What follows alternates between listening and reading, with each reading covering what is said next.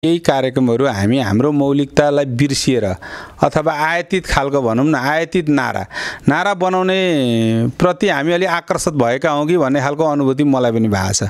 र अब यो अहिले पालिकामा के सुनिन्छ भन्दा पालिका लगायतका यो जनसमुदायबाट चाहिँ के कुरा आउँछ भने अहिलेका उपाध्यक्ष भोलाप्रसाद अधिकारी चाहिँ अब 84को चाहिँ अध्यक्षको दावेदार पनि हो भन्ने कुरा आउँछ। यो विषयमा तपाईँ के भन्नुहुन्छ? तपाईँ दावेदार हो 84का लागि?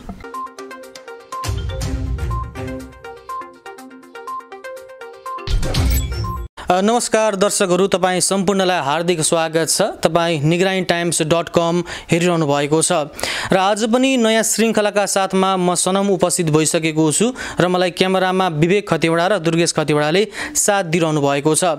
आजको श्रृङ्खलामा हामी नयाँ विषयवस्तु र फरक परिवेशमा उपस्थित भएका छौँ। मोरङ कानेपोखरी गाउँपालिकाका वडा नम्बर 1 देखि वडा नम्बर 7 सम्मका सम्पूर्ण वडाको वडा गतिविधि हामीले तपाईहरु माझ प्रस्तुत गरिसकेका छौँ। तपाईले थाहा पाइसक्नु भएको छ हामी कार्यक्रममा के कस्ता विषयवस्तु लिएर आउने छौँ भनेर। र आज पनि हामी यसै पालिकाका उपाध्यक्षसँग कुराकानी गर्नका लागि आजको यस परिवेशमा उपस्थित भइसकेका छौँ र यस गाउँपालिकाका अध्यक्षसँग हामीले अन्तर्वार्ता यानि कि कुराकानी गर्ने कोसिस गरेका थियौँ, तर उहाँका समय व्यस्तताका कारण साथसाथै शारीरिक अस्वस्थताका कारणले गर्दा उहाँले केही समय हामीसँग कुराकानी नगर्ने भन्ने कुरा जानकारी गराए पश्चात अहिले हामी यसै पालिकाका उपाध्यक्ष भोलाप्रसाद अधिकारीसँग कुराकानी गर्नको लागि जुटेका छौँ।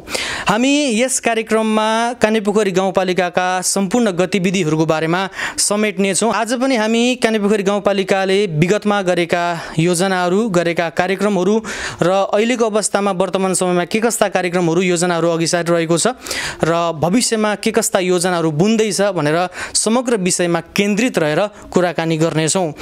र मैले तपाईलाई जानकारी गराइसकेँ, हामीसँग आजको अतिथि यसै गाउँपालिकाका उपाध्यक्ष भोलाप्रसाद अधिकारी हुनुहुन्छ। उहाँसँग अहिलेको क्रममा तपाईलाई जोड्न चाहन्छौँ। आजको श्रृङ्खलामा तपाईलाई हार्दिक स्वागत छ भोला सर। नमस्कार। र अब मैले अलिकति फर्मली तरिकाले नै आजको कार्यक्रमलाई सुरु गरेँ। 2079 सालको यो स्थानीय तहको निर्वाचन पश्चात तपाईँ यस गाउँपालिकाको उपाध्यक्षको रूपमा आउनुभएको छ। यो उपाध्यक्षको यो अहिलेको जनप्रतिनिधिको रूपमा यो क्षेत्रमा तपाईँले कार्य सम्हालिरहँदा समय कसरी व्यतीत भइरहेको छ, कसरी आफूलाई अगाडि बढाइरहनु भएको छ? हैन, हामी निर्वाचित भएर आइसकेपछि उपाध्यक्षको जिम्मेवारी लिइसकेपछि चाहिँ अब केही हाम्रो ऐनमा व्यवस्था भएअनुसार केही अधिकारहरूका कुराहरू छन्। त्यो अन्तर्गत हामीले न्यायिक समितिका न्यायिक क्षेत्रका कामहरू उपाध्यक्षको जिम्मामा रहन्छ भने अनि यो अनुगमनका कुराहरू रहन्छ र समग्रमा हामी सिङ्गो कार्यपालिकामा अब मिटिङ बैठकमा छलफल हुँदा त सबै सामूहिक रूपमा नै गर्छौँ, तर हामीले उपाध्यक्षले गर्नुपर्ने केही निर्धारित काममा म क्रियाशील छु। विवादहरूको निरूपण गर्ने कुरामा, अनुगमन गर्ने कुरामा, काममा भइरहेका योजनाहरूको स्थलगत अनुगमन गर्ने, कुनै खास जनताले अथवा सेवाग्राहीले कुनै कामहरू गर्ने कुरामा ढिलासुस्ती भएको छ भने त्यो किन भइरहेको छ त्यसको चाहिँ खबरदारी गर्ने, पहल कदमी गर्ने, यस्तै काममा चाहिँ म अहिले रहिरहेको छु। र मैले तपाईँलाई यिनै जोडिहालेँ सर। तपाईँले भन्नुभयो अहिले अनुगमनका कार्यहरू भइरहेका छन्, तर जनताले अहिले कतिपयको अवस्थामा भनि पनि रहेका हुन्छन्, सामाजिक सञ्जालमा प्रस्तुत भइरहेको हुन्छ, प्रत्यक्ष रूपमा पनि भनिरहेका हुन्छन् अनुगमन चाहिँ उपाध्यक्षबाट अलिक कमै भएको छन् भन्ने कुरा आइरहेछ। यो सम्बन्धी तपाईँ के भन्नुहुन्छ? होइन, हाम्रो अनुगमनको क्षेत्रमा चाहिँ पूर्वाधारको क्षेत्रमा भनौँ न, खास गरी उपभोक्ता समितिहरूले काम गर्नुहुन्छ। अब यो पटक चाहिँ हामी आइकन चाहिँ विकास निर्माण कामहरूमा केही ढिलासुस्ती भएको छ। कति कुराहरू हामीले ठेक्का बन्दोबस्तका कारणले पनि ढिला भएको छ, कति कुराहरू कार्यक्रम योजनाहरू कसरी गर्ने भन्ने कुरामा केही अन्यलता भएको कारणले पनि ढिला भएको छ। त्यो गर्दाखेरि केही त्यस्तो विषय उठेको होला, तर समग्रमा हामीले निर्माण भएका क्षेत्रहरूमा गएर अनुगमन गर्ने, हेर्ने, कामहरू कसरी भइरहेको छ भन्ने कुरा हेर्ने हो। र यसमा मुख्य गरी अनुगमन समितिको नेतृत्व मैले गर्ने भए पनि यसको प्राविधिक पक्ष चाहिँ प्राविधिक कर्मचारीबाट हुने भएको हुनाले उनीहरूले योजनाको प्रारम्भमा गएर हेरेका हुन्छन्, योजना सञ्चालन भइरहेका बेला गएर हेरिरहेका हुन्छन् र हामी चाहिँ अनुगमन समितिको तर्फबाट चाहिँ बिचमा कहिलेकाहीँ जान्छौँ र अन्तिम मूल्याङ्कनका बेला चाहिँ काम त्यो ठाउँमा भइरहेको छ छैन, भएको होइन भन्ने कुरा यकिन गर्ने कुरालाई चाहिँ अनुगमन समितिले प्राथमिकतामा राखेको छ। ठिकै छ सर, अर्को प्रश्नतर्फ तपाईँलाई अगाडि बढाएँ मैले। र यो 2079 सालको स्थानीय तहको दोस्रो निर्वाचन पश्चात तपाईँ यस पालिकामा आउनुभयो उपाध्यक्षको रूपमा र जनतामाझ तपाईँहरू गइरहँदा सो क्रममा निर्वाचन ताका धेरै बाचाहरू तपाईँले प्रस्तुत गर्नुभएको थियो। म आएपछि यस्ता यस्ता विकास निर्माण हुनेछन्, यस्ता यस्ता परिवर्तन हुनेछन् भन्ने। तपाईँलाई व्यक्तिगत रूपमा चाहिँ अहिले 2 वर्षको कार्यकाल पुरा गरिरहँदा ती जनताका बाचाहरू कतिको पुरा गरे जस्तो लाग्छ र व्यक्तिगत रूपमा तपाईँ कतिको सन्तुष्ट हुनुहुन्छ? होइन, निर्वाचन भएर आएपछि जसरी हामीले हिजो जनताको बिचमा जाँदाखेरि जुन खालको प्रतिबद्धता व्यक्त गरेका छौँ, जति कुराहरूले हामीले भनेका थियौँ, वास्तवमा यहाँ आएर कार्यान्वयन गर्ने कुरामा चाहिँ म आफै पनि व्यक्तिगत रूपमा सन्तुष्ट छैन। किनभने जति कुरा हामीले भन्दै आयौँ त्यसलाई कार्यान्वयन गर्ने कुरामा थुप्रै खालका व्यवधानहरू छन्, अप्ठ्याराहरू छन्, आफूभित्रका असमझदारीहरू छन्, जसका कारणले चाहिँ हामीले ती कुराहरू चाहिँ कार्यान्वयन गर्न सकेका छैनौँ। तर पनि कानेपोखरी गाउँपालिकामा हामीले विगतमा एकदमै कानेपोखरीको ठुलो समस्याको रूपमा रहेको भनेको चाहिँ यहाँको भूमिहीन सुकुम्बासीहरूको समस्या समाधान गर्ने भन्ने कुरालाई चाहिँ एकदम प्राथमिकतामा राखेका थियौँ। केही कामहरू पनि अगाडि बढेका थिए, त्यसमा केही पालिकाको निकै रकमहरू पनि खर्च भएको छ। तर यो अहिले माथि भूमि आयोगहरू विघटन गर्ने सरकार गठन पुनर्गठनका कारणले गर्दा केही अन्यल भएको छ। तर अरू कामहरू हिजो हामीले प्राथमिकताका ढङ्गले उठाएका शिक्षा, स्वास्थ्य, पूर्वाधार, कृषि लगायतका कुराहरू हामीले क्रमिक रूपमै गरिरहेका छौँ। गर्ने क्रममा एकैचोटि ठुलो त्यसले अहिले तत्काल के भयो त भन्ने कुरा गर्ने भने हिजो अघिल्लो कार्यकालमा हामीले पूर्वाधारका कुराहरूलाई अलि बढी जोड दिएका थियौँ भने यो पछिल्लो कार्यकालमा हामीले चाहिँ पूर्वाधारलाई भन्दा पनि शिक्षा, स्वास्थ्य, कृषिका कुराहरूलाई हामीले प्राथमिकतामा राखेका छौँ। होइन, त्यसले गर्दाखेरि हामीले शिक्षामा पनि ठुलै लगानी गरेका छौँ, विभिन्न कार्यक्रम सञ्चालन गरेका छौँ, स्वास्थ्यमा अस्पतालहरू बनाउने कुरालाई हामीले प्राथमिकता राखेका छौँ, कृषिमा किसानहरूलाई चाहिँ विभिन्न खालका चाहिँ कृषि सामग्रीहरू उपलब्ध गराउने कार्यक्रमहरू सञ्चालन गरेका छौँ। त्यसले गर्दाखेरि हिजो चाहिँ पूर्वाधारका क्षेत्रमा जुन खालको चाहिँ एउटा पर्याप्त मात्रामा देखिने गरी कामहरू भएको देखिन्थ्यो भने अहिले चाहिँ त्यो ढङ्गले नदेखिएको हुनाले अलिकति यो कार्यकालमा चाहिँ किन पर्याप्त कामहरू भएन भन्ने खालका चाहिँ केही प्रश्नहरू पनि उठेका छन्।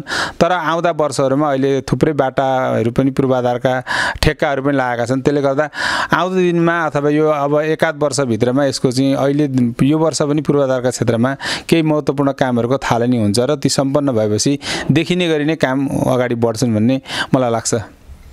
र तपाईँ यस पालिकामा आइरहँदाखेरि एउटा उपाध्यक्षको रूपमा एउटा एनर्जेटिक युवा मान्छे र पालिकाका जनसमुदायले पनि बढी आशा गरेका हुन्छन् र तपाईँ पालिकामा आए पश्चात चाहिँ के कस्ता नीति कार्यक्रमहरू ऐनहरू बने र ती ऐनहरूले कतिको कार्यान्वयनमा पनि आए, तपाईँ आइकन तपाईँलाई कस्तो लाग्छ?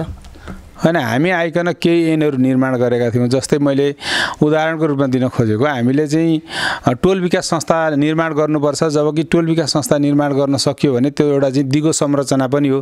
त्यसले चाहिँ टोलका अथवा आम जनतालाई चाहिँ गाउँपालिकासँग नियमित जोड्छ भन्ने हिसाबले हामीले अघिल्लै वर्ष हामीले टोल विकास संस्था ऐन पास गऱ्यौँ।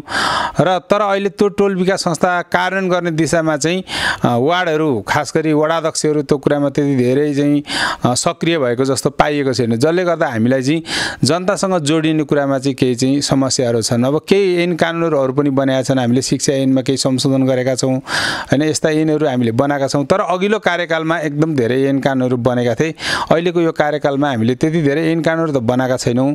तर पनि हामीले नगरी नहुने कामहरू, जस्तै हामीले चाहिँ शिक्षाका क्षेत्रमा छात्रवृत्ति प्रदान गर्ने कुराहरूमा, नागरिकहरूलाई उपचारमा सहयोग गर्ने कुरामा यस्ता केही संक्षिप्त खालका चाहिँ हामीले ऐन कानुनहरू निर्माण गरेका छौँ। र अब फेरि अर्को प्रश्नतर्फ तपाईँलाई अगाडि बढाउन चाहे सर। अब अहिले यो विकास भनेको के हो भन्ने पनि विभिन्न मान्छेहरूको धारणा आइरहेको छ। कसैले विकास यो भन्ला, कसैले त्यो भन्ला। तर वास्तवमा एउटा पालिकाको नेतृत्व गरिरहँदा तपाईँ उपाध्यक्षको रूपमा तपाईँलाई वास्तवमा विकास भनेको चाहिँ के लाग्छ सर? विकास भनेको चाहिँ वास्तवमा मेरो बुझाइमा चाहिँ मान्छेको दैनिक जीवनमा उसले आय आर्जन गर्ने, आय शक्तिको उसको वृद्धि गर्न सक्यो भने त्यसले चाहिँ विकासको अनुभूति गर्छ। मान्छेले उसको घर व्यवहार चलाउने कुरामा, उसको आय आर्जनको क्षेत्रमा चाहिँ उसले थप अतिरिक्त आम्दानी, जति आम्दानी उसले गरिरहेको छ त्योभन्दा थप आम्दानी गर्ने खालका चाहिँ पेसा व्यवसायसँग मान्छे जोडियो भने त्यसले चाहिँ हरेक उसको परिवारलाई पनि विकाससँग जोड्छ। राम्रो उसले आम्दानी गर्न सक्यो भने छोराछोरीलाई त्यही खालको चाहिँ पालन पोषणकोदेखि लिएर राम्रो शिक्षा दीक्षा दिने कुरामा उसले लगानी गर्न सक्छ। त्यसले गर्दा विकास भनेको चाहिँ मान्छेको क्रय शक्तिमा वृद्धि गर्न सकियो भने मात्रै विकासको चाहिँ अनुभूति हुन्छ। नभए चाहिँ हामी भौतिक पूर्वाधारमा विकास त गर्छौँ, बाटो बन्छन्, पुल बन्छन्, कल्भर्ट भन्छौँ तर मान्छेको जीवनमा चाहिँ त्यसले खासै ठुलो परिवर्तन गरेको अनुभूति हामीले गरेका छैनौँ। त्यसले गर्दाखेरि आय आर्जनमै हामीले कति चाहिँ थप उपलब्धि गर्न सक्यौँ त्यो चाहिँ विकाससँग जोडिन्छ भन्ने मलाई त्यस्तो लाग्छ। र विकासको कुरा गरिरहँदा बाटो बनाउनु मात्रै पनि विकास होइन, भौतिक निर्माण मात्रै पनि विकास होइन भन्ने कुरा गर्नुभयो। तर एउटा मान्छेलाई विकासमा अगाडि बढाउनको लागि उसलाई स्वरोजगार पनि बनाउनु पर्यो। जब मान्छे स्वरोजगार हुन्छ तब एउटा समाजको विकास हुन्छ पनि भनिन्छ। कानेपोखरी गाउँपालिकामा चाहिँ त्यस्ता विपन्न समुदायका जो चाहिँ पिछडिएका हुनुहुन्छ धेरै हुनुहुन्छ र उहाँहरूलाई चाहिँ गाउँपालिकाले स्वरोजगार बनाउन चाहिँ के कस्ता कार्यक्रमहरू ल्याएको छ अहिलेसम्म? होइन, हामीले कार्यक्रमहरू चाहिँ विपन्न अथवा एउटा आधारभूत समुदायको व्यक्तिहरूलाई लक्षित गरेर नै कार्यक्रमहरू गाउँपालिकाले गर्दै आएको छ। त्यसले उनीहरूलाई कति स्वरोजगार बनायो भन्ने कुरा एउटा छलफलको विषय त बन्छ होइन। तर पनि उनीहरू स्वरोजगार बन्ने भन्दा पनि उनीहरू चाहिँ स्वस्थ खान नपाउने, सुरक्षित रूपमा बस्न नपाउने, आफ्ना छोराछोरीलाई पढाउन नसक्ने त्यस्तो खालको जनजीवनमा अथवा त्यस्तो एउटा कष्टकर जीवनमा बाँचिरहेको समुदायलाई हामीले राज्यले उपलब्ध गराउनु पर्ने नगराइ नहुने सेवा सुविधाहरू अथवा त्यो चाहिँ पुर्याउनु पर्छ भन्ने हिसाबले चाहिँ हामीले आवास निर्माणहरू गरेका छौँ, उनीहरूलाई पढ्नेको व्यवस्था गरेका छौँ, उनीहरूलाई चाहिँ नजिकको अस्पतालबाट सर्वसुलभ रूपमा सेवा स्वास्थ्यको पहुँचको व्यवस्था गरेका छौँ। त्यस्ता यसो हेर्दाखेरि चाहिँ त्यसले त्यत्रो ठुलो परिवर्तन अथवा मान्छेले के 10-20 हजार पैसा मात्रै बाँडेको होला गाउँपालिकाले भन्ने खालको अनुभूति अथवा त्यस्ता खालका जिज्ञासाहरू पनि राखेका छन्। तर जो समुदाय आधारभूत रूपमा एकदमै कमजोर छ, जसले बस्नै पाएको छैन अथवा अर्काको घरमा बसिरहेको छ भने त्यस्तो मान्छेहरूलाई हामीले आवास निर्माण गरेर दिइसकेपछि स्वाभाविक रूपमा त्यस्ता वर्गहरू समुदायहरू लाभान्वित हुनुभएको छ। तर अब त्योसँगै उनीहरूले चाहिँ आय आर्जन कसरी गरेर आय आर्जनमा चाहिँ पालिकाले के योगदान गरेको छ भन्ने भने अहिले त्यसको तत्काल उत्तर पाउन नसकेला। तर पनि हामीले त्यो वर्ग समुदायहरूलाई चाहिँ लक्षित गरेर नि आफ्ना कामहरू चाहिँ अगाडि बढाइरहेका छौँ। र सर अघि तपाईँले पनि धेरै कुराहरू भन्नुभयो। अब एउटा विकास भन्ने बित्तिकै जब एउटा समुदायमा, जब गाउँपालिकामा स्वास्थ्य, शिक्षा, कृषिमा जब हामी अघि बढ्छौँ तब विकास हुन्छ भन्ने पनि एउटा धारणा आयो। र गाउँपालिकाले चाहिँ तपाईँले समग्रमा एउटा पोइन्ट वाइज भन्दाखेरि कृषिमा गाउँपालिकाले के गर्यो अहिलेसम्म, स्वास्थ्यमा के गर्यो र शिक्षामा के गर्यो, एकदम सठिक रूपमा जनताले बुझ्ने तरिकाले भनिदिनु न। होइन, मैले अब यस्तो शिक्षामा हामीले कानेपोखरीको निकै लगानी हामीले शिक्षामा अगाडि गरिरहेको छौँ। जसअन्तर्गत हामीले चाहिँ कक्षा 1 र नर्सरी पढ्ने विद्यार्थीहरूलाई चाहिँ जसले सामुदायिक विद्यालयमा विद्यार्थीहरू भर्ना गर्छन् त्यस्ता विद्यार्थीका परिवारहरूलाई चाहिँ स्वास्थ्य बिमा कार्यक्रमसँग जोड्ने भनेर निःशुल्क स्वास्थ्य बिमा गर्ने भनेर हामीले चाहिँ निर्वाचित भएर आएपछि हाम्रो अध्यक्षले पदभार ग्रहण गरेका दिन चाहिँ उहाँले त्यो निर्णयमा सही छाप गर्नुभएको थियो। र त्यो हामीले त्यसलाई अघि पहिलो वर्ष त त्यसलाई हामीले निरन्तर नै दियौँ। दोस्रो वर्षदेखि चाहिँ त्यसलाई वार्डले त्यस्ता समुदायहरूलाई चाहिँ समेट्नुपर्छ है भनेर केही चाहिँ अलिकति पालिकाले त्यो हिजो थालेको कुरालाई निरन्तरता नदिएको हो कि भन्ने खालको एउटा अनुभूति पनि मलाई पनि भएको छ। तर त्यसलाई प्रत्येक वार्डहरूले त्यसलाई समेटेको छ। अर्को कुरो, हामीले कक्षा 11-12 निःशुल्क भनेर चाहिँ पालिकाभरिका सरकारी विद्यालयहरू कक्षा 11 र 12 चाहिँ मा केही एडमिसन गर्दा लाग्ने खर्चमा 1000 रुपियाँ र मासिक शुल्कमा चाहिँ लाग्ने रकम पालिकाले बिहोर्ने भनेका छौँ। झन्नै वर्षको चाहिँ 35-40 लाख रुपियाँ पैसा चाहिँ त्यो क्षेत्रमा हामीले गइरहेको छ। यसरी गइरहँदा त्यो सेवा सुविधा त सबैले पाए, विपन्नले अथवा नहुनेले मात्रै होइन सबैले पाए, समानुपातिक ढङ्गले नै पाए।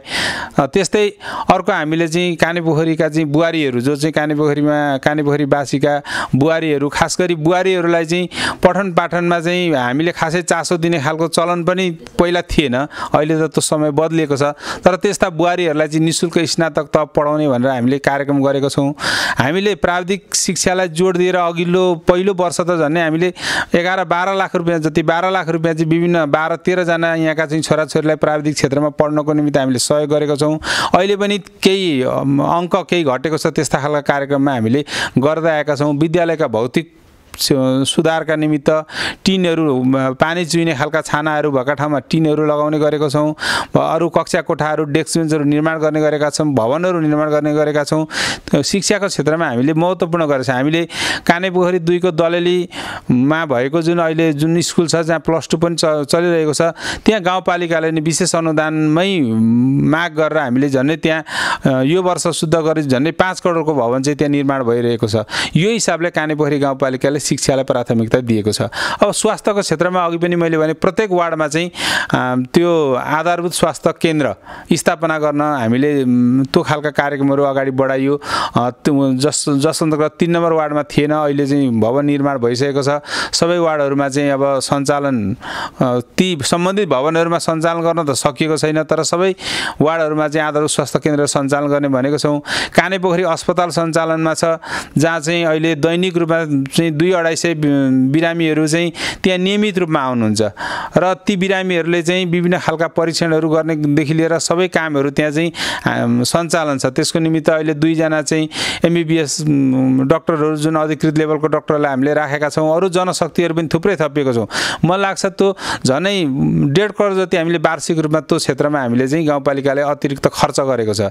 त्यति मात्र होइन, कृषिका क्षेत्रमा हामीले चाहिँ विभिन्न बाँध पैनीहरू निर्माण गर्ने कुरालाई प्राथमिकतामा राखेका छौँ। किसानहरूलाई चाहिँ कृषि सामग्री औजारहरू वितरण गर्नेमा साझेदारी भनेर चाहिँ हामीले च्याप कटरहरू वितरण गरेका छौँ। यस्ता अरू थुप्रै सामग्रीहरू हामीले चाहिँ मकै गोड्ने मकै रोप्ने मेसिन भयो, मकै गोड्ने अथवा मकै छोडाउने मेसिन भयो, यस्ता सामग्रीहरू पनि किसानहरूसँग साझेदारी गर्ने भने यही वर्ष मात्रै झन्नै हामीले चाहिँ 70 लाखको हामीले चाहिँ ठेक्का खोलेको थियौँ अघिल्लो वर्ष। त्यो ठेक्कामा केही अलिअलि मिलेमतो भएको हो कि भन्ने हामीलाई आशंका पनि भयो र त्यसलाई फेरि हामीले ठेक्का खोलिएको छ र किसानहरूले माग गर्नुभएको झन्डै उहाँहरूको साझेदारीमा कार्यक्रम भएको हुनाले हामी पालिकाले 35 लाख र किसानहरूको 35 लाख गरेर जम्मा 70 लाखको कृषि सामग्रीहरू खरिद गर्ने भन्ने हामीले निर्णय गरेका छौँ। त्यसले यस्तो क्षेत्रहरूमा हामीले काम गरिरहेका छौँ। अब अर्को कुरा अघि पनि मैले भने हामीले नागरिकहरूको बासको ग्यारेन्टीको निमित्त होइन चाहिँ नागरिक आवास कार्यक्रम अन्तर्गत चाहिँ कानेपोखरी गाउँपालिकाले राम्रै लगानी गरेको छ। हामीले केही मुसर बस्तीहरूमा घरहरू निर्माण गरेका छौँ। अहिले गर्ने क्रममा पनि छौँ। यो वर्ष झन्डै हामीले 30वटा घर बनाउने भनेर प्रक्रिया अगाडि बढेको छ। अघिल्लो वर्ष हामीले 15-16वटा घर बनायौँ। त्योभन्दा अघिल्लो वर्ष 30वटा घर बनौँ। हामीले 2 नम्बर कानेपोखरी गाउँपालिकाको वार्ड नम्बर 2 मा रहेको प्रधान टोलमा आफ्नै जमिनमा घर बनाएर नागरिकहरूलाई चाहिँ आवासको व्यवस्था गरेका छौँ। यो हिसाबले कानेपोखरी गाउँपालिकाले नियमित रूपमा काम गर्दै आएको छ। त्यति मात्र होइन, हामीले नागरिकहरू कति विपन्न हुनुहुन्छ, अभाव अथवा औषधि उपचार गर्न नसकेका नागरिकहरूलाई प्रत्येक वर्ष झन्डै 40-50 लाख रुपियाँ पैसा चाहिँ हामीले चाहिँ नागरिक उपचार सहयोग कोषबाट चाहिँ हामीले प्रदान गर्दै आएका छौँ। हामीले त्यति मात्र होइन, हामीले चाहिँ खास गरिकन यो विपन्नहरूको चाहिँ मृत्यु भएको बेला चाहिँ हामीले उनीहरूलाई मृत्यु संस्कारमा सहयोग पुगोस् भनेर प्रति मृतकलाई 10,000 का दरले उपलब्ध गराउँदै आएका छौँ। यस्ता थुप्रै कार्यक्रमहरू सञ्चालन गर्दै आएका छौँ। एकदमै धेरै कार्यक्रमहरूको कुराकानी तपाईँले गर्नुभयो र अब अघि तपाईँले उत्तर दिइरहँदा मैले एउटा कुरा के सम्झेँ भने तपाईँले स्वास्थ्यको कुरा गर्दाखेरि अहिले कानेपोखरी गाउँपालिका वडा नम्बर 4 को बैरन बजारमा MBBS डाक्टरको साथमा त्यहाँ स्वास्थ्य प्रभाव भइरहेको छ, तर त्यसको नजिकै एउटा ठुलो भवन बनिरहेको छ अस्पतालको लागि भनेर 1500 या मैले बुझेअनुसार त्यो अझै पनि बढी होला, अझै सय थपियो होला। त्यो चाहिँ अहिलेसम्म निर्माण नहुनुको कारण चाहिँ के हो सर? यति लामो समय भइसक्यो, बारम्बार त्यसका विषयमा मानिसहरूले कुरा पनि उठाइरहेको छ। कानेपोखरी गाउँपालिका चाहिँ किन मौन सर? यो बारे के भन्नुहुन्छ? कानेपोखरी गाउँपालिकामा वास्तवमा केही पूर्वाधारहरू निर्माण गर्ने क्रममा केही कमी कमजोरी त नभनौँ, यसलाई प्राविधिक ढङ्गले केही कमजोरीहरू भएकाको कारणले जस्तै 2-3वटा विषयहरू उठिरहेका छन् कानेपोखरी गाउँपालिकामा। एउटा चाहिँ यो प्रशासनिक भवनसँग जोडिएको विषय उठिरहेको छ, यो तपाईँले अहिले भरे सोध्न पनि सक्नुहुन्छ। अर्को यो अस्पताल बनाउने कुरा उठिरहेको छ। अर्को चाहिँ यो भलुवा सिमसार भनेर हामीले चाहिँ कानेपोखरी गाउँपालिकाका गौरवका योजनाभित्र भित्र यिनीहरूलाई चाहिँ समेटेका थियौँ। अघिल्लो कार्यकालमा पनि यी विषयहरू हामीले चर्चाको विषय पनि बनाएका थियौँ।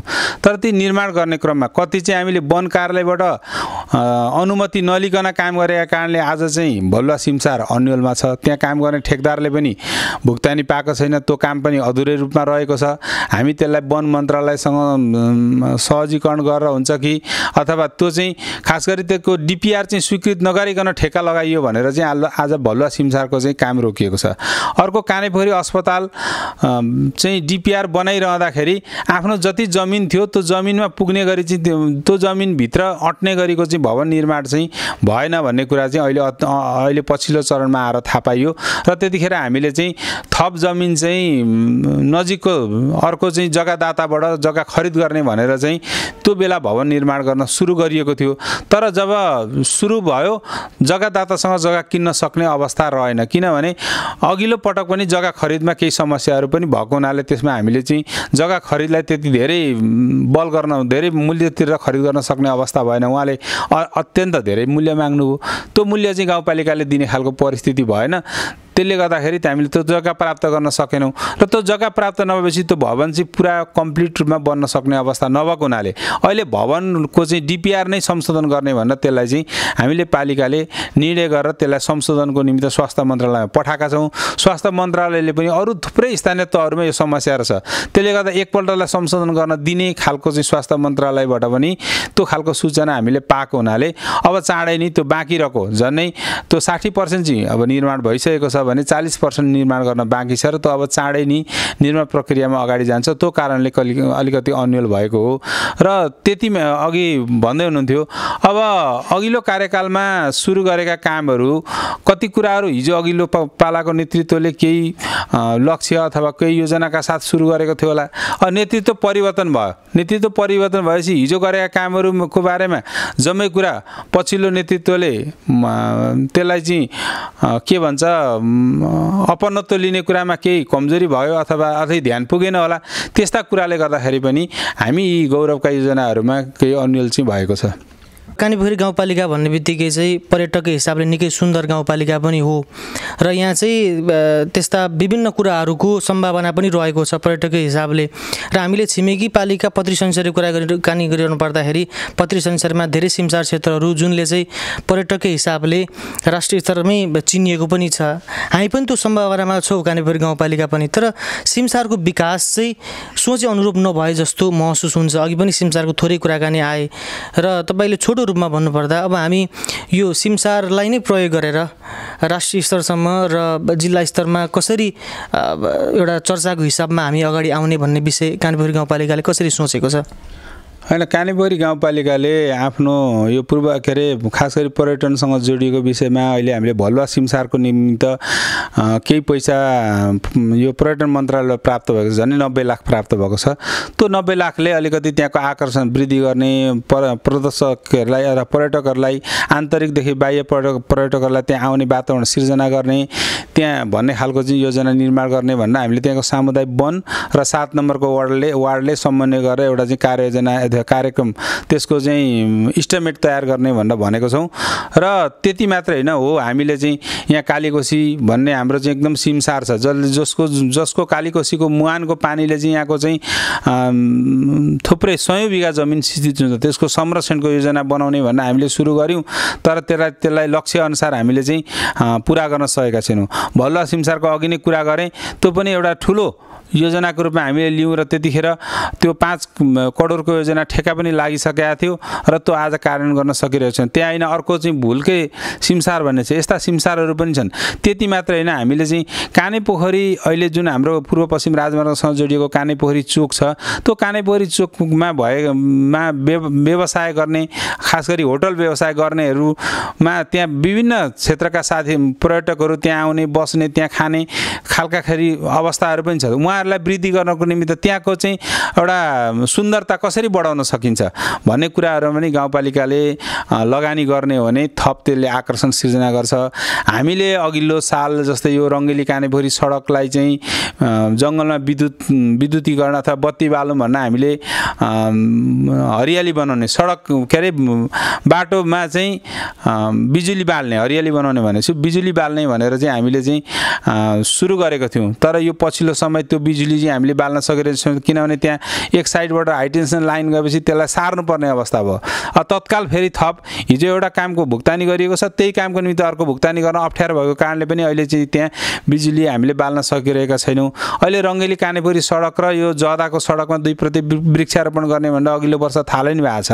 त्यसलाई चाहिँ अझ हैन रमणीय बनाउने, त्यहाँ चाहिँ अरू फुलहरूका बिरुवाहरू रोप्ने, त्यसो गरियो भने के हुन्छ त भन्दा पर्यटकहरूलाई एउटा चाहिँ हामी कानेपोखरी जहाँ मुख्य द्वार छ त्यहाँ चाहिँ एउटा गेट बनाउने, त्यस्तो गतिविधिहरू गऱ्यौँ भने हामीले चाहिँ यो पर्यटककोलाई आकर्षण पनि गर्न सक्छौँ। तर मैले अघि नै पनि भने हामी वास्तवमा मुख्य हाम्रो लक्ष्य के हो, मुख्य हाम्रो ध्यान जहाँ केन्द्रित हुनुपर्ने हो त्यहाँ चाहिँ हाम्रो चाहिँ सही निशाना चाहिँ हामीले पुर्याउन नसकेका कारणले केही अन्यल चाहिँ भएको छ। तर आउँदा दिनमा यो अन्यलतालाई चिर्दै हैन यहाँका चाहिँ नागरिकहरूको माग अनुसार यहाँका नागरिकहरूलाई आय आर्जनमा मद्दत पुग्ने हिसाबले नै हामीले आफ्ना कार्यक्रमहरू अगाडि बढाउन सक्यौँ भने मात्रै हामीले सफलता पाउन सक्छौँ। र यो हाम्रो कानेपोखरी गाउँपालिका चाहिँ बहुधार्मिक अनि बहुभाषिक, बहुजातीय, बहुसांस्कृतिक एउटा समुदायले भरिएको पालिका पनि हो र यहाँ विभिन्न समुदायका मानिसहरू रहनु भएको छ र उहाँहरूको लागि विशेष गरी कानेपोखरी गाउँपालिकाले उत्थानका निम्ति के कस्ता कार्यक्रमहरू गरेको छ र गर्दैछ, के कस्ता योजनाहरू रहेको छ? हामीले कानेपोखरी गाउँपालिका वास्तवमा कानेपोखरी गाउँपालिका यो सांस्कृतिक सम्पदाको हिसाबले चाहिँ धनी गाउँपालिकाको रूपमा मैले पनि लिएको छु। किनभने हामीसँग सतार समुदायहरू पनि हुनुहुन्छ, धिमाल समुदाय हुनुहुन्छ, राजवंशी हुनुहुन्छ हैन, विभिन्न खालका चाहिँ अब अरू यता राई लिम्बू गुरुङहरू यस्तो समुदाय मात्रै हैन, विभिन्न धर्मावलम्बीहरू पनि हुन्छ हैन। यहाँ हामीसँग चाहिँ गुम्बाहरू पनि छ। यो हिसाबले कानेपोखरी चाहिँ विभिन्न मठ मन्दिरका हिसाबले सबै खालका भाषा संस्कृतिको हिसाबले चाहिँ धनी गाउँपालिकाको रूपमा पनि मैले पाएको पनि छु। किनभने हामीले यो हेर्नको निमित्त अर्कै ठाउँमा हामीले गइराख्नु पर्दैन, त्यहाँको संस्कृति हेर्नको निमित्त हाम्रै पालिकामा त्यो खालको चाहिँ अवसर हामीले पाइरहेका छौँ। त्यसले गर्दा अब त्यो अनुसार गाउँपालिकाले के गरिरहेको छ भन्दा अहिले ठुलो काम त खासै गर्न सकेको छैन। हामीले बिचमा चाहिँ पालिकाले विभिन्न मठ मन्दिर बनाउने भनेर केही रकमहरू छुट्याउने गरेका छौँ।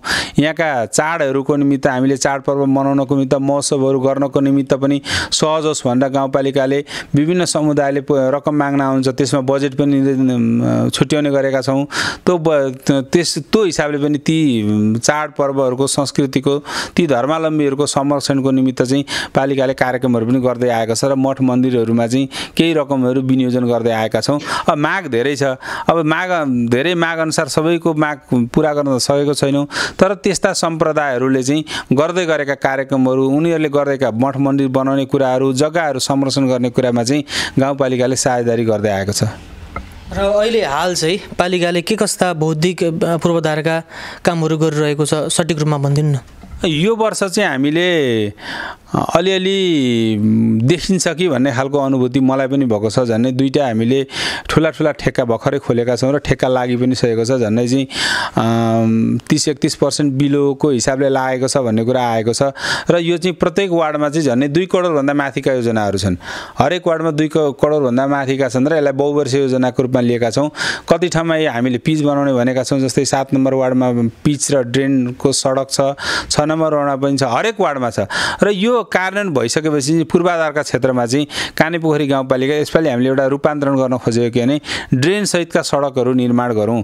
बाटो बनायौँ तर बिस्तारै चाहिँ साइडबाट चाहिँ बाढी पानीका कारणले चाहिँ बाटोहरू भत्किने खालको अवस्थाहरू पनि निर्माण भएको हुनाले हामीले ड्रेन सहितका सडकहरू बनाउने भनेर यसपालि हामीले ठेक्का लागेका छौँ। झन्डै 15-16वटा बाटोहरू कलबोटहरू ठेक्का लागेका छन् र यो निर्माण प्रक्रियामा गइसकेपछि चाहिँ कानेपोखरी गाउँपालिका होइन अलिक निर्माणमा अथवा कामै नगरी बसिरहेको छ कि भन्ने खालको हामीलाई टिका टिप्पणी हुने गरेको छ।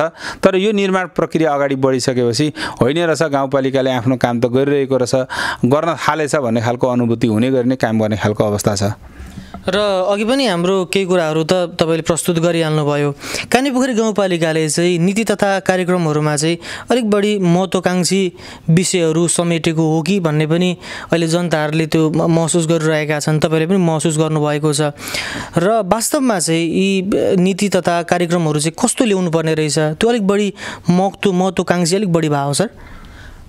यो चाहिँ कस्तो भने नीति कार्यक्रम बजेट बनाउने सन्दर्भमा चाहिँ अब विभिन्न तालिमहरूमा हामी जान्छौँ, त्यहाँ विज्ञहरूले भन्नुभएको हुन्छ तपाईँले कुनै काम गर्नुहुन्छ भने तपाईँले होइन उसलाई मेरो काम यो हो भन्ने खालको उपभोक्तालाई अथवा त्यो ठाउँको समुदायले मलाई यो चाहियो भन्यो भने त्यो तपाईँले गर्नुभयो भने ती व्यक्तिहरूलाई पनि गरेको अनुभूति हुन्छ, उनीहरूको पनि क्रियाशीलता बढ्छ। तर हाम्रोमा कस्तो भएको छ भने हामी जनप्रतिनिधि भएर आएका छौँ, अध्यक्ष छौँ, उपाध्यक्ष छौँ, वडाध्यक्ष छौँ, हामीले हाम्रो इन्ट्रेस्टमा चाहिँ योजनाहरू निर्माण गर्न खोज्छौँ, कार्यक्रमहरू निर्माण गर्न खोज्छौँ। त्यसले गर्दा त्यो चाहिँ त्यति जनमुखी नभएको हो कि भन्ने खालको छ। र कुनै कुरा गर्न थालियो त्यो कार्यान्वयनमा पुगेपछि त्यसले प्रतिफल राम्रो हामीले पाउन सकिरहेका छौँ र हरेक वर्ष हामीले परिवर्तन गर्ने खालका अवस्थाहरू पनि भइरहेका छन्।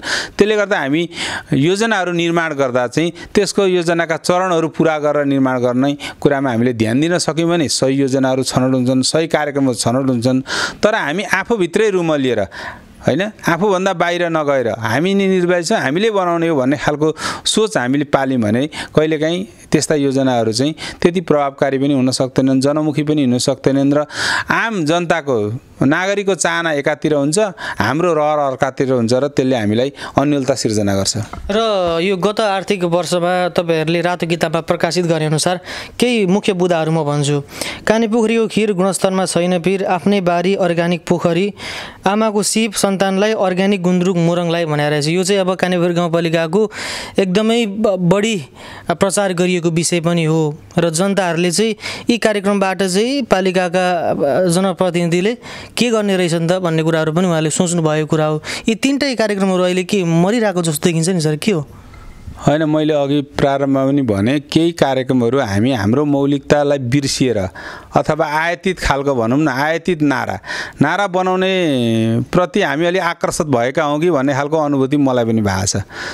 जस्तै अब हामीले अर्ग्यानिक गुन्द्रुक मोरङलाई भन्ने जुन बनायौँ त्यो अन्तर्गत अहिले हामीलाई एउटा चाहिँ कार्यक्रम पनि हामीलाई प्राप्त भएको छ, जस अन्तर्गत हामीले केराउनमा एउटा भवन बनाइरहेका छौँ। त्यहाँ चाहिँ हामीले तेल चाहिँ पिसानीको निमित्त मिल स्थापना गर्ने, साना किसान कृषि सहकारीले त्यसलाई सञ्चालन गर्ने, किसानहरूको तोरी खरिद गरेर त्यसलाई चाहिँ हामीले प्रशोधन गरेर बेच्ने भन्ने खालको छौँ। अब सबै हिसाबले कार्यक्रम हामीले लिएका कार्यक्रम असफल भयो त म भन्दिनँ, तर पनि हामीले कार्यक्रमहरू बनाउन जति सजिलो अथवा नारा बनाउन जति सजिलो छ कार्यान्वयन गर्न त्यति सजिलो रहेन रहेछ भन्ने खालको अनुभूति चाहिँ हामीले अघिल्लो वर्ष के भन्यो भने किसानहरूले दुध उत्पादन गर्छन्, 1 रुपियाँ दिने सबै किसानलाई भन्यौँ, तर कार्यान्वयनमा जाँदा सबै किसानले त्यो पाएनन्। त्यो कार्यान्वयनमा कार्यविधि बनाइरहँदा अथवा त्यो पशु शाखाले त्यसलाई कार्यान्वयन गरिरहँदा सबैलाई त गर्न नसकिने रहेछ, वर्षको यति लिटर दुध बेच्नेलाई गर्ने भन्ने खालको चाहिँ कार्यान्वयन भयो। त्यसले गर्दाखेरि हामी कार्यक्रम बनाउन जति उत्साहित हुन्छौँ, कार्यान्वयन गर्न त्यसले पार्ने, त्यो कार्यान्वयन गर्न देखिने समस्याहरू कार्यान्वयन गर्दा आउने अप्ठ्याराहरूप्रति चाहिँ हामी अलि अनभिज्ञ भएका हौँ कि भन्ने खालको चाहिँ अनुभूति मलाई पनि भएको छ। तर जति हामीले तपाईँले भन्नुभयो नि जति नाराहरू, अहिले हामी त्यो नाराभन्दा पनि हामीले ठोस कार्यक्रमहरू नै यो वर्षदेखि भनौँ न पछिल्लो वर्षदेखि चाहिँ हामी नाराभन्दा पनि ठोस कार्यक्रमहरू के गर्ने भन्ने कुरामा नै हामीले ध्यान केन्द्रित गर्दै आएका छौँ। र पालिकाको अहिलेको मुख्य आय स्रोत चाहिँ के छ सर? पालिकाले आय केबाट गरिरहेको छ? होइन, स्थानीय तह अथवा हाम्रो गाउँपालिकाको मुख्य आय स्रोत त माथि सङ्घीय सरकार र प्रदेश सरकारले दिने अनुदानहरू नै हो। अब कानीपोखरी गाउँपालिकाको आन्तरिक आय खासै धेरै छैन, हामीले चाहिँ यहाँ उठ्ने भूमि करहरू त्यति धेरै छैन। अब त्यसले गर्दा अर्को छेउमा रहेको हाम्रो चिसाङ खोला हो। चिसाङ खोला अघिल्लो वर्ष ठेक्का बन्दोबस्तमा भएका कमजोरीको कारणले ठेक्का नै लागेन, बेलबारी नगरपालिकाले लाउँदै आएको छ, यो वर्ष लागेको छ। त्यो खोला कर हो र यहाँ हामीले आन्तरिक रूपमा उठाउँदै गरेका कर हुन्। अब हामीले अलिकति कर अथवा आम्दानी वृद्धि गर्नको निमित्त यो चाहिँ घर जग्गाको निमित्त हामीले घर जग्गा नक्सा पासका कुराहरूलाई अलिकति व्यवस्थित गर्ने, अलिकति सरल बनाउने भने अरू आम्दानीका क्षेत्रहरू पनि छन्। यहाँ थुप्रै व्यवसाय गर्नेहरूले चाहिँ व्यवसाय दर्ता गर्ने कुरामा, नवीकरण गर्ने कुरामा गाउँपालिकाले अलिकति त्यसलाई चासो गर्ने भने केही आम्दानी पनि वृद्धि हुनसक्छ। यिनै हुन्। अब हामीलाई सामुदायिक वनहरूबाट पनि राम्रो आम्दानी प्राप्त हुने हो, तर अहिले प्रदेश सरकारले चाहिँ वन ऐनमा केही संशोधन गरेको हुनाले बाहिर बेचेको काठको मात्रै चाहिँ रकम तिर्ने भन्ने खालको व्यवस्था भएको हुनाले त्यहाँबाट खासै आम्दानी आउँछ जस्तो देखिएको छैन। त्यसले गर्दा अब फेरि धेरै चाहिँ हाम्रो पूर्वी भेगमा चाहिँ सुकुम्बासीहरूको बस्ती छ जहाँको चाहिँ धनी पूर्जै छैन, त्यहाँको चाहिँ मालपोत प्राप्त हुँदैन, त्यहाँ चाहिँ कुनै कामहरू गर्नु पर्यो भने त्यहाँबाट चाहिँ जग्गा पासहरू गर्दा रजिस्ट्रेसन पासहरू गर्दा प्राप्त हुने रकम हामीलाई प्राप्त हुँदैन। यी कुराहरूले गर्दाखेरि हाम्रो कानेपुखरी गाउँपालिकाको आन्तरिक आम्दानी चाहिँ अरू पालिकाको तुलनामा मलाई लाग्छ मोरङका अरू पालिकाको तुलनामा न्यून नै रहेको छ। तर पनि विगतको वर्षहरूभन्दा अहिले त्यो चाहिँ बढ्दो क्रममै छ। अहिले हाम्रो आन्तरिक आम्दानी चाहिँ विगतहरूको वर्षहरूभन्दा बढ्दो क्रममै गइरहेको छ। यसपालि चाहिँ ठेका खुल्दैन सर चिसाङको? चिसाङ खोलाको यो पल्ट ठेका खोलिवरी ठेका लागिसकेको छ। 3 करोड 92 लाखमा ठेका बन्दोबस्त भइसकेको छ र मलाई लाग्छ पोहोर जस्तो विवाद हुँदैन होला र यो वर्ष चाहिँ हामीले चिसाङ खोलाबाट पाउने आम्दानी प्राप्त गर्छौँ भन्ने विश्वास छ। तपाईँले समग्र कुरा गरिरहँदाखेरि 2 वर्षको यो अवधि पुरा गर्दै गर्दा कानेपोखरी गाउँपालिकाका मुख्य अध्यक्ष र उपाध्यक्ष चाहिँ यो 2 वर्ष चाहिँ करिबन जस्ट पास मात्रै विकास गतिविधिको कुराहरूले गर्दाखेरि त्यो तपाईँको आशयबाट पनि हामीले बुझ्यौँ। र अब 3 वर्षको अवधि छ, यो 3 वर्षमा चाहिँ हामी डिस्टिङसन लिएर पास हुने, जनताको मन जित्ने भन्ने योजनाहरू के रहेका छन्? होइन, हामी कानेपोखरी गाउँपालिकामा हुन त अब अघिल्लो कार्यकालमा पनि अनुभव गरेको कार्यपालिकामा झन्डै मेजोरिटी टिम नै थियो। अब म त नयाँ हो, तर पनि मभन्दा मसँग भएका अरू साथीहरू अघिल्लो कार्यकालमा पनि एक चरण काम गरेर आउनुभएको साथीहरू हुनुहुन्थ्यो।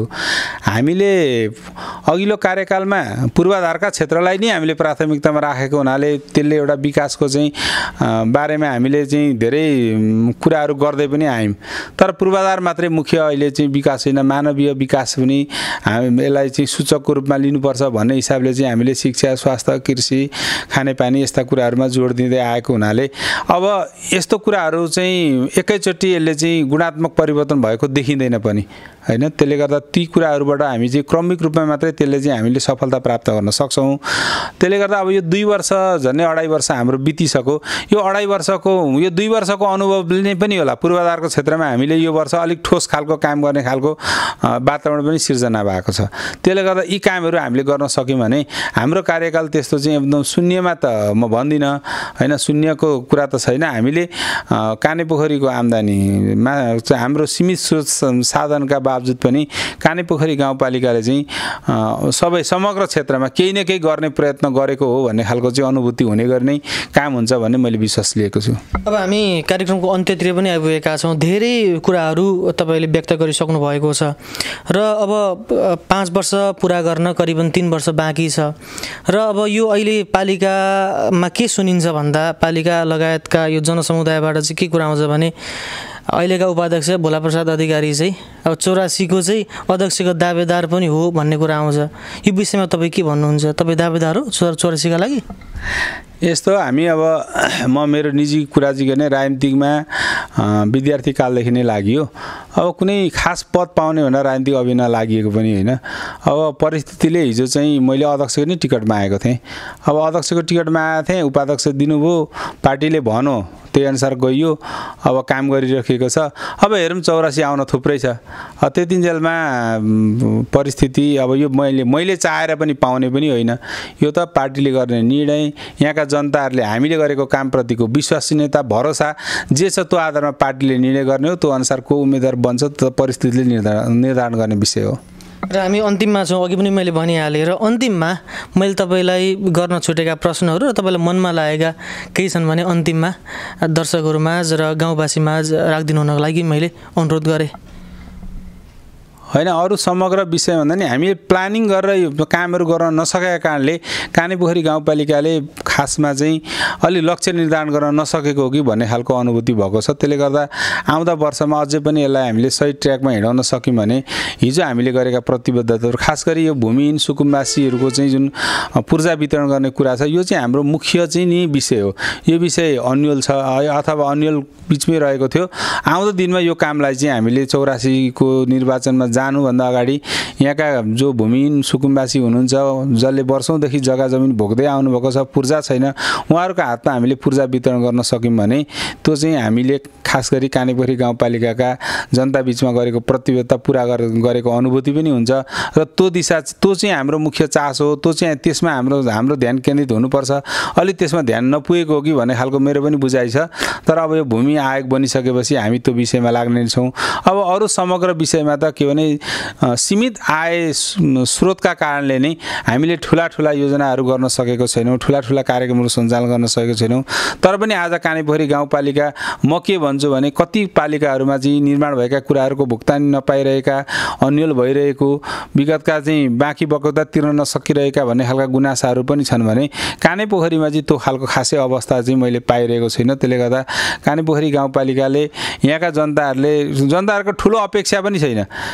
आम नागरिकहरूको अपेक्षा त्यस्तो ठुलो चाहिँ मलाई यस्तो घर बनाइदियोस् अथवा मलाई चाहिँ बिरामी पर्दा यति उपचार खर्च दियोस् मेरा छोराछोरीलाई चाहिँ एकदमै निःशुल्क चाहिँ उच्च शिक्षा पढाइदियोस् यस्तो आम मान्छेको अपेक्षा पनि छैन सामान्य मान्छेहरूको चाहिँ अपेक्षा के भने मलाई अप्ठ्यारो पर्दा मलाई साँच्चै दुःख पर्दा अथवा मेरो बसमा नभएको बेला मेरो सहाराको रूपमा चाहिँ मसँग स्थानीय सरकार छ भन्ने खालको अनुभूति चाहिँ गराइदिए हुन्थ्यो भन्ने खालको अपेक्षा छ र त्यो गराउने कुरामा चाहिँ गाउँपालिकाले आफ्नो प्रयास गरिरहेको छ भन्ने मेरो अनुभूति छ। समय र सन्दर्भका लागि तपाईँलाई धेरै धेरै धन्यवाद। सबैलाई धन्यवाद नमस्कार। हवस् त दर्शकवृन्द तपाईँ सम्पूर्णलाई धेरै धेरै धन्यवाद। आज हामीले कुराकानी गऱ्यौँ मोरङ कानेपोखरी गाउँपालिकाका उपाध्यक्ष बलाप्रसाद अधिकारीसँग र हामीले कानेपोखरी गाउँपालिकाको समग्र विषयमा कुरा गरे जस्तो मलाई व्यक्तिगत रूपमा लागेको छ र तपाईँहरूलाई आजको कार्यक्रम कस्तो लाग्यो हामीलाई प्रतिक्रिया पनि हाम्रो युट्युब मार्फत साथसाथै फेसबुक पेज मार्फत पनि दिन सक्नुहुन्छ र आगामी दिनहरूमा हामी कानेपोखरी गाउँपालिकाका अन्य विषयमा कुराकानी गरेर ल्याउनेछौँ भन्दै आजको लागि म कार्यक्रम प्रस्तुता सनमसहित हामी सम्पूर्ण युनिट बिदा हुन्छौँ। हवस् त नमस्कार।